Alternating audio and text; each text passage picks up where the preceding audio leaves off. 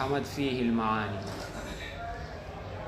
مجمل اس کلام کو کہتے ہیں جس میں معانی کا، مطالب کا، مقصدوں کا رش ہو جائے. اس کا یہ مطلب بھی نکل سکتا ہے، یہ بھی نکل سکتا ہے، یہ بھی نکل سکتا ہے، یہ بھی نکل سکتا ہے.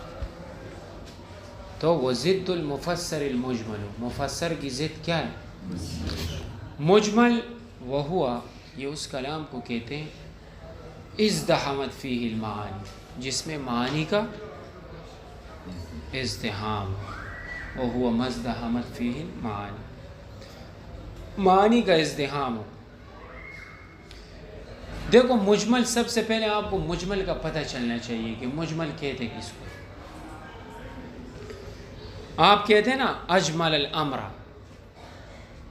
معاملے کو اس نے مبہم کر دیا، پوشیدہ کر دیا. اجمل الامر یہ مفسر کے مقابل ہوتا ہے. مجمل مفسر کے مقابلے میں. آپ جب کہتے ہو فسر الامر، معاملے کو واضح کر دیا. اجمل الامر، معاملے کو مبہم کر دیا. تو جس طرح مفسر یہ وضاحت میں، یہ ظہور میں اور وضاحت میں اعلیٰ درجے پر ہوتا ہے، اس کے بعد یہ نسخ کا احتمال نہیں رکھتا. تو اسی طرح مجمل یہ خفا میں اعلیٰ درجے پر ہوتا ہے.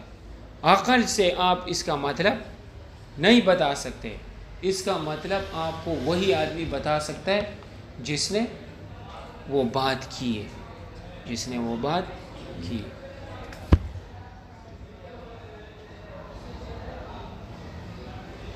جیسے میں بھی کہتا ہوں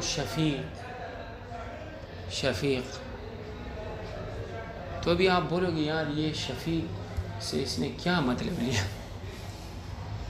آپ کے ذہن میں تو وہی شفیق آ رہا ہوگا، لیکن میرے ذہن میں جو شفیق ہے، آپ اس پر کتابیں بھی لکھ دو نا،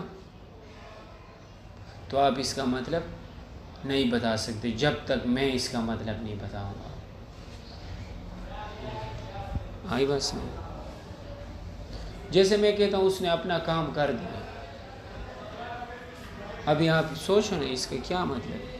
آپ اس کا مطلب نہیں بتا سکتے چاہے جتنی بھی آپ وضاحتیں کر لو، جب تک میں، ہاں اگر میرے سامنے ایک شخص بیٹھا ہوا ہے، میں اس کے ساتھ بات کر رہا ہوں ایک شخص کے بارے میں، اور پھر میں کہتا ہوں کہ اس نے اپنا کام کر دیا، تو یہ تو پھر واضح ہے کہ اسی شخص کی بات ہو رہی ہے. لیکن میں کس کو بتانا چاہ رہا ہوں؟ نہ میں نے تم سے اس بارے میں بات کی، بس میں کہتا ہوں کہ اس نے اپنا کام کر دیا. تو یہ کیا؟ یہ مجمل. جب تک میں اس کو، اجمال کو اس کے ختم نہیں کروں گا، آپ نہیں کر سکتے. تو آپ کو پتہ چلا اس کی مثال کس طرح ہے. اس کی مثال اس آدمی کی طرح ہے جو گھر سے نکل جائے اور پھر اس کے بعد چھپ جائے. چھپنے کے بعد آپ لوگوں کو کیا تھا کہ آپ اس کو ڈھونڈو. تو ڈھونڈتے آپ کس سے ہو؟ خفی. اس کو ڈھونڈنا آسان ہوتا ہے، باقی اس کی شکل نہیں بگڑی. پھر اس کے بعد آپ نے کیا پڑھا؟ مشکل. اس نے اپنی شکل بدل دی، بیس بدل دیا، بیس. اور مجمل اس نے کیا کر دیا؟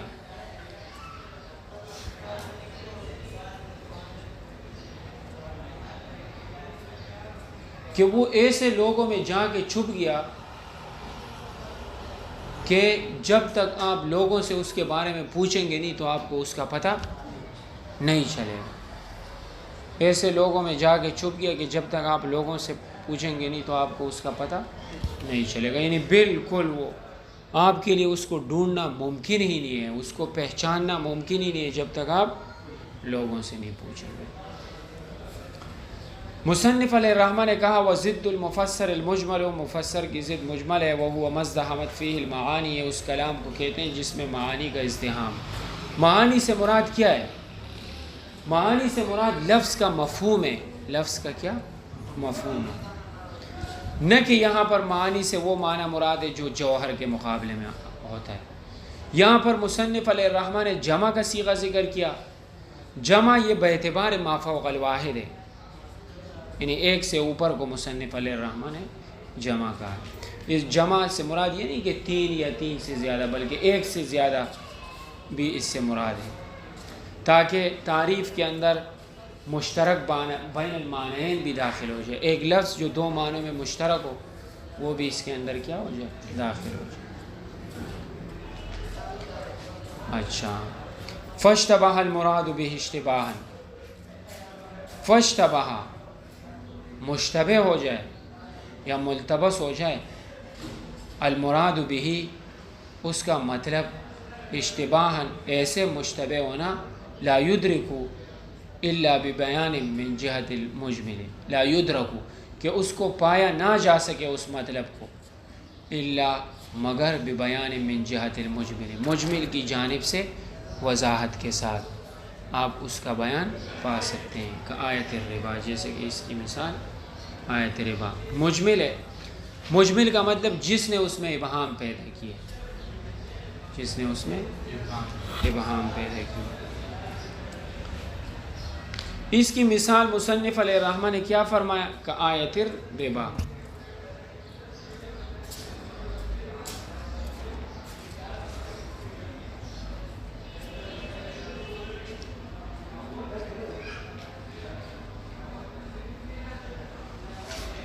دیکھو جب مصنف علیہ الرحمہ نے من جہت المجمل کی قید لگائی کہ اس کا بیان مجمل کی جانب سے ہو، تو اس کے ذریعے سے خفی نکل گیا، کیونکہ خفی میں مجمل کی جانب سے بیان ضروری نہیں ہے، اس سے مشکل بھی نکل گیا، کیونکہ اس میں بھی مجمل کی طرف سے بیان ضروری نہیں ہے، مجمل کی طرف سے وضاحت، اس سے مشترک بھی نکل گیا، کیونکہ اس میں بھی مجمل کس کی طرف سے، ہاں، یعنی جس نے اس لفظ کو مشترک، وہ جو واضح نے اس لفظ کو جو مشترک ذکر کیا اس کی طرف سے بیان ضروری نہیں ہے۔ مطلب یہ کہ وہاں پہ بات اتنی آگے تک نہیں جاتی ہے، وہاں پہ لوگ بھی اس مسئلے کو حل کر سکتے ہیں، خفی کو اس کا خفا زائل ہو جاتا ہے، کس سے، طلب سے، مشکل ہے اس کا خفا زائل ہوتا ہے کس سے، طلب اور تأمل، غور و فکر سے اور طلب سے، لیکن مشکل کے خفا کو آپ زائل نہیں کر سکتے جب تک وہ بندہ اس کو زائل نہ کرے جس نے اس کلام کو مجمل بنایا، مجمل اس کو جب تک زائل، اس کی مثال دی ہے آپ کو، مثال سے ساری چیزیں، جیسے مثال کے طور پر حدیث میں مذکور ہے اشیاء ستہ کے بارے میں، نبی کریم صلی اللہ علیہ وسلم نے صرف ہمیں 6 چیزوں کے بارے میں بتایا، اور اس کے علاوہ باقی ربا کے بارے میں آپ نے کچھ نہیں بتایا، تو اس وجہ سے اجماع اس بات پر ہے کہ ربا اس کے اوپر موقوف نہیں ہے، یعنی ربا کا اکتفا صرف اسی کے اوپر نہیں ہے، صرف یہ چیزیں ربویہ نہیں کہلائیں گی، بلکہ ان کے علاوہ چیزوں کو بھی ہم اس پر قیاس کریں گے، یہ نہیں کہ بس یہ 6 چیزیں ان میں کوئی معاملہ کرے گا تو وہ ربا ہوگا، اگر ان 6 کے علاوہ کوئی اور چیز اگر کسی نے اس میں اس طرح کا معاملہ کر لیا تو وہ ربا نہیں ہوگی، اس طرح کی بات نہیں، کیونکہ آپ کو پتہ ہے حضرت عمر رضی اللہ عنہ جب فرما رہے تھے ایک وقت میں کہ نبی کریم صلی اللہ علیہ وسلم دنیا سے رحلت فرما چکے ہیں، لیکن آپ نے ہمارے لیے ربا کے ابواب کی وضاحت نہیں کی، آئی بات سمجھ، وَلَمْ يُبَيِّنْ لَنَا أَبْوَابَ الرِّبَا، آپ نے ہمارے لیے ربا کی وضاحت نہیں کی۔ اچھا،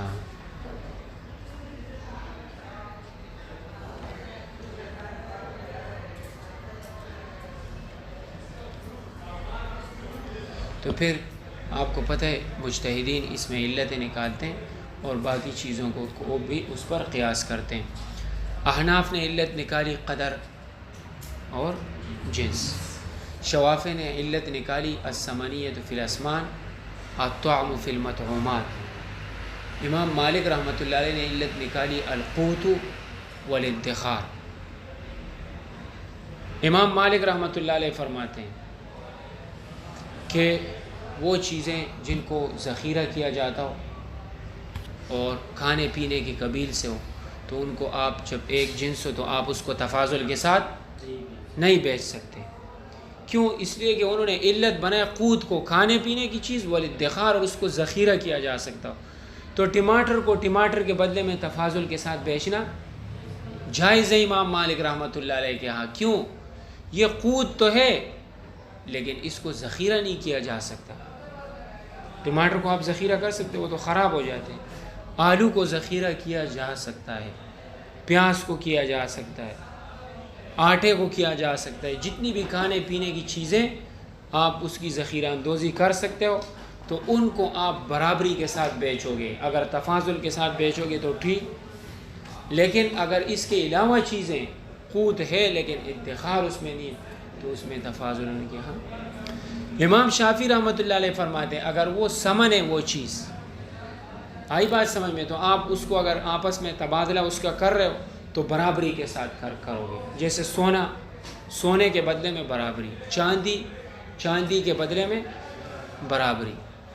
اور اگر وہ کھانے پینے کی چیز ہے تو اس میں علت طعام ہے. کھانے پینے کی چیزوں کو بھی آپ جب ایک دوسرے کے ساتھ بیچو گے تو برابری کے ساتھ بیچو گے, چاہے اس کا ذخیرہ کیا جا سکتا. یعنی ہم نے علت نکالی قدر اور جنس. قدر اور جنس. قدر کا مطلب کیا ہے کہ وہ چیز یا تو مکیلی ہو یا موزونی ہو. وہ چیز جس کو آپس میں یہ دونوں بائع اور مشتری فروخت کرنے یا خریدنے جا رہے ہیں تو وہ کیا ہونی چاہیے, وہ وزنی, یا تو اس کو وزن کر کے بیچا جاتا ہو یا پھر کیل کر. اور دوسری چیز دونوں کی جنس ایک ہونی چاہیے, دونوں کی جنس ایک ہونی چاہیے. تو اب ہمارے ہاں صرف سمن اور طعام نہیں, ہم نے جو علت نکالی وہ عام ہے. چونا بھی اس میں آ گئی.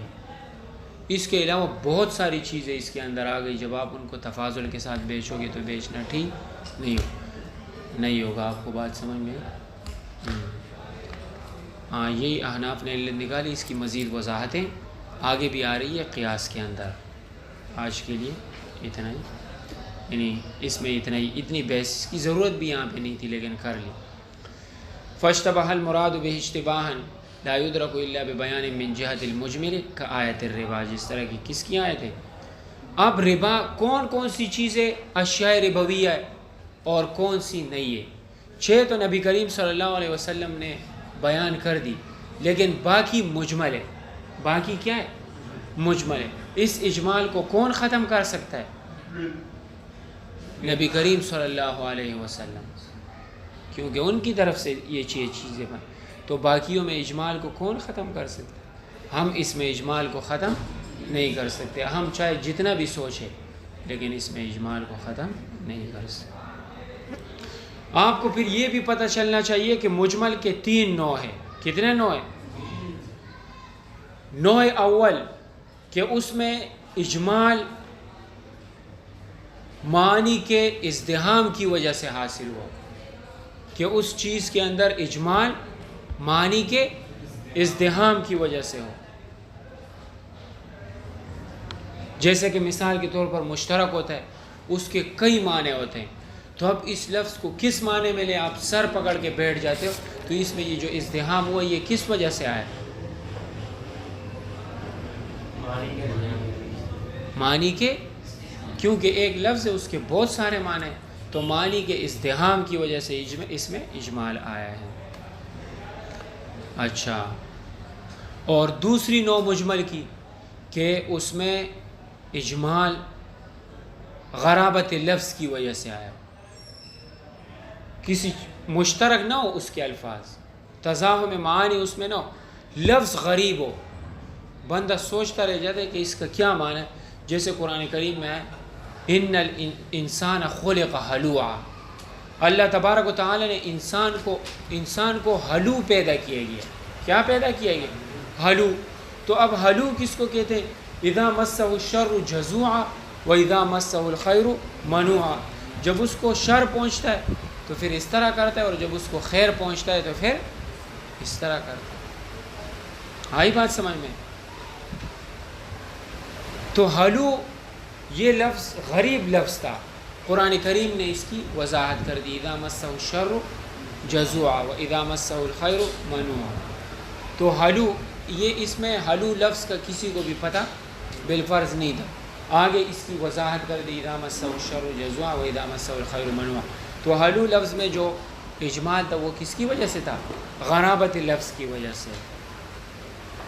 اور تیسری نوع اجمال کی کہ اس میں اجمال متکلم کے معنی ظاہر سے انتقال کی وجہ سے اس میں اجمال پیدا ہوا. یعنی ایک لفظ کے ظاہری معنی، متکلم ظاہری معنی کو چھوڑ کر دوسرے معنی کی طرف چلا جاتا ہے، لفظ کے اندر کیا پیدا کر دیتا ہے؟ اجمال پیدا کر دیتا ہے. جیسے مثال کے طور پر صلاۃ، زکوٰۃ اور ربا. اب صلاۃ کے معنی آپ کو پتہ ہے ارکان مخصوصہ کے، زکوٰۃ کے معنی کس چیز کے؟ شریعت میں، شریعت کی اصطلاح میں زکوٰۃ کہتے ہیں کہ جب آپ کے مال کے اوپر حولان حول ہو جائے، آپ کا مال نامی ہو اور آپ اس میں سے کیا کریں اور نصاب کے بقدر ہو آپ اس میں زکوٰۃ ادا کریں. لیکن اگر زکوٰۃ کے معنی وہ پاکی کے معنی میں لے لیں، لغوی معنی کی طرف آ جائے. ربا اس کے معنی زیادتی کے، اگر اب شرعی معنی اس کے کیا ہے؟ سود کے، لیکن اس کے لغوی معنی زیادتی کے. اگر کوئی آدمی اس کو اپنے شرعی معنی سے نکال کر لغوی میں استعمال کرے. جب آپ کو یہ والی باتیں معلوم ہوئی تو اب آپ کو یہ بھی پتہ چلنا چاہیے کہ مصنف رحمۃ اللہ علیہ کے قول میں جو مجمل کی تعریف کی گئی ہے مزدحمت فیہ المعانی، یہ صرف کس نوع کو شامل ہے؟ پہلی نوع کو. کس کو؟ پہلی نوع کو. گویا کہ اس میں صرف معانی کا ازدحام ہو. تو پھر بہت سارے شارحین نے مصنف علیہ الرحمہ کی تعریف میں توجیہ کرنے کی کوشش کی ہے اور بڑے تکلف سے کام لیے. تو بعض حضرات نے کہا ہے کہ یہاں پر ازدحام معانی یہ عام ہے، چاہے باعتبار وضع کے ہو جس طرح مشترک میں ہوتا ہے، یا باعتبار غرابت لفظ کے ہو، یا باعتبار ابہام متکلم کے ہو. تو اب یہ جو آخری دو قسمیں اس میں اگرچہ ازدحام معنی حقیقتاً متحقق نہیں ہوتا لیکن تقدیراً اس میں متحقق ہوتا ہے. کیسے؟ کیونکہ سامع کو اس کے مطلب کا پتہ ہی نہیں چلتا، متکلم اس کو لفظ کے ظاہری معنی سے ہٹ جاتا ہے، اور پھر یا لفظ غریب ہوتا ہے تو متکلم کو جب اس کے معنی کا پتہ نہیں چل رہا ہوتا سامع کو، تو گویا کہ اس کا ذہن ایک معنی سے دوسرے معنی کی طرف چلا گیا، تو گویا کہ معانی کا ازدحام اگرچہ حقیقتاً نہیں ہوا لیکن تقدیراً ہوا، تو گویا کہ ازدحام کا اس بات ہوا. تو یہ شارحین نے تکلف سے کام لیا ہے. آپ کے جو نامی کے شارح ہے یا نامی جنہوں نے لکھی ہے، مولانا عبدالحق رحمۃ اللہ علیہ فرماتے ہیں کہ مناسب یہ ہے کہ اس طرح کہا جائے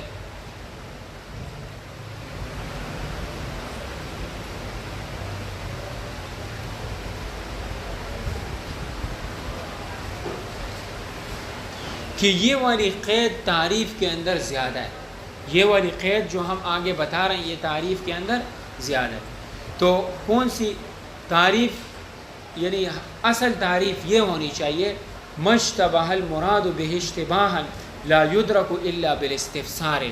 تو جب استفسار کا لفظ ذکر کر دے تو اس میں اجمال کی تینوں انواع داخل ہو جاتی ہیں. آیت الربا. یہاں سے مصنف علیہ الرحمہ مجمل کا حکم بیان کر رہے ہیں، وحکمہ التوقف فیہ. اس کا حکم کیا ہے؟ اس پر آپ نے توقف کرنا ہے. علی اعتقاد حقیت المراد بہ، اس کی مراد کی حقیقت کا عقیدہ رکھتے ہوئے الی ان یأتیہ البیان، یہاں تک کہ مجمل کی جانب سے، جس کی جانب سے ابہام پیدا ہوا ہے اجمال، اس کی طرف سے بیان آ جائے. جب اس نے اس کی وضاحت کر لی تو اب آپ نے اسی وضاحت پر عمل کرنا ہے.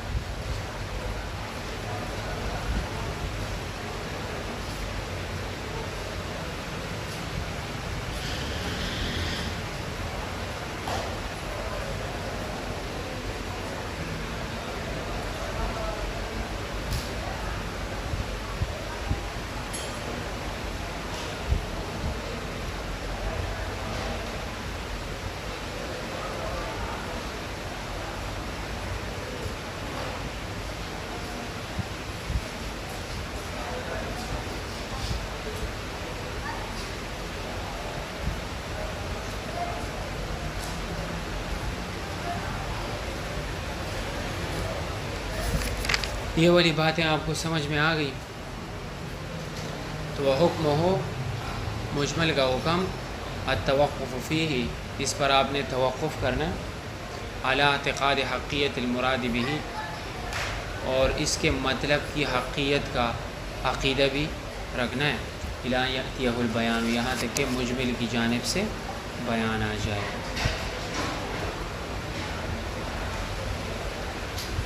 کیا مطلب توقف کرنا؟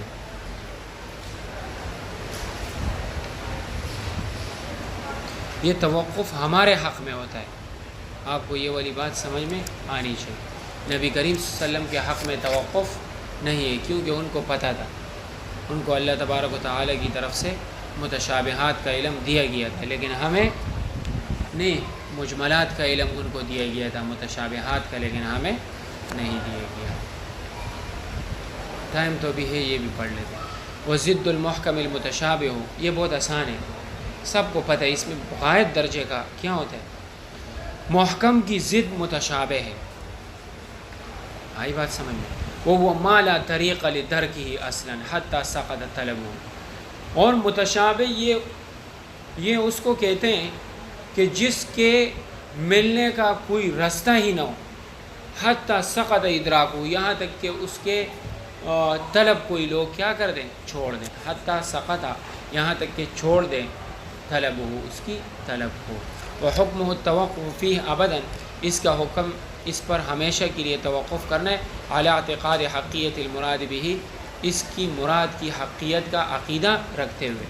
اللہ تبارک و تعالیٰ کے اس سے جو بھی مانے ہمارا اس پر عقیدہ ہے، لیکن آپ نے اس پر کیا کرنا ہے، توقف، جیسے کہ الف لام میم حامیم عین سین قاف، تو آپ اس میں کیا کہتے ہو، واللہ تعالیٰ عالم بمرادی، اللہ تبارک و تعالیٰ اس کے مقصد کو جانتا ہے۔ اسی طرح مجمل میں بھی آپ کیا کرتے ہو، توقف، اور کب تک آپ نے وہاں پر بھی اس کا کیا مطلب ہے، ہم اس میں روکے ہوئے ہیں، ہم نے کچھ بھی نہیں کرنا یہاں تک کہ مجمل کی جانب سے بیان آ جائے۔ اب اس کا جو بھی مطلب ہے ہم اس پر عقیدہ رکھتے ہیں، ایسے نہیں کہ اگر آپ نے اس کو ماننا چھوڑ دیا تو پھر یہ تو بہت اسلام سے بندہ نکل جاتا ہے۔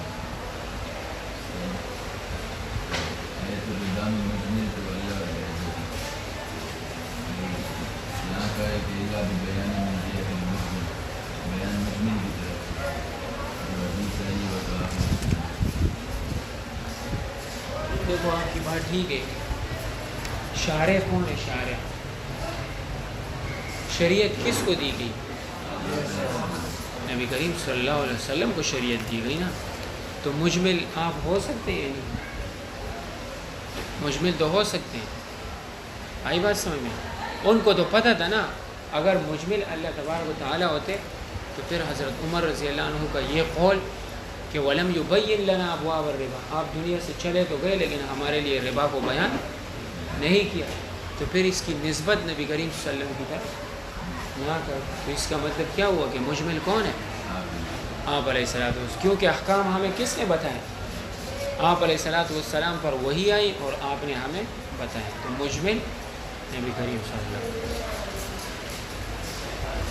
ما لا طریقہ لے، یہ اس کی مثال اس طرح ہے جیسے آپ کا کوئی بھائی گم جائے اور ابھی تک اس کا آتا پتہ نہ ہو کہ کہاں پہ ہے، کس حالت میں ہے، کس کے پاس ہے، کوئی پتہ نہیں، آپ نے اس پر توقف کرنا، مرا ہوا ہے یا زندہ ہے اللہ کو پتہ ہے۔ الف لام میم اس کی کیا معنی ہے، اللہ کو ہی اس کو پتہ ہے۔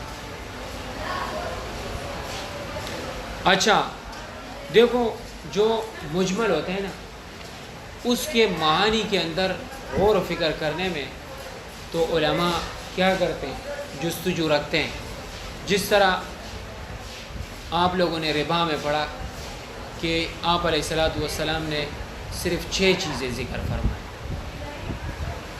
پھر بعد میں مجتہدین نے غور و فکر کیا، اور غور و فکر کے بعد انہوں نے اپنی علتیں نکالی اور باقی چیزوں کو بھی انہوں نے کس میں شمار کیا، اموال ربویہ میں، جب انہوں نے جو علتیں نکالی تھی وہ علتیں جب پائی گئی، آئی بات سمجھ میں؟ لیکن آیا متشابہ کے اندر مجتہدین تعویل کر سکتے ہیں؟ یعنی تو اس میں پھر اختلاف. عام صحابہ، تابعین، متقدمین اہل سنت میں سے شوافع اس بات کی طرف گئے کہ متشابہات کا پتہ صرف اللہ کو ہے. یہی مذہب قاضی ابو زید بڑے اصولی کا، فخر الاسلام کا، شمس العلماء اور جماعت من المتاخرین کا بھی، کہ اس کا مطلب اللہ کو پتہ ہے متشابہ کا. تو گویا کہ ان کے ہاں اس پر توقف واجب ہے. قرآن کریم کی آیت مبارکہ ہے وَمَا يَعْلَمُ تَأْوِيلَهُ إِلَّا اللَّهُ. متشابہ کی تعویل صرف اللہ جانتا ہے. صرف کون جانتا ہے؟ اللہ. عبداللہ ابن مسعود رضی اللہ عنہ کی قرات، عبداللہ ابن ابی ابن عباس رضی اللہ عنہ کی قرات میں اسی طرح.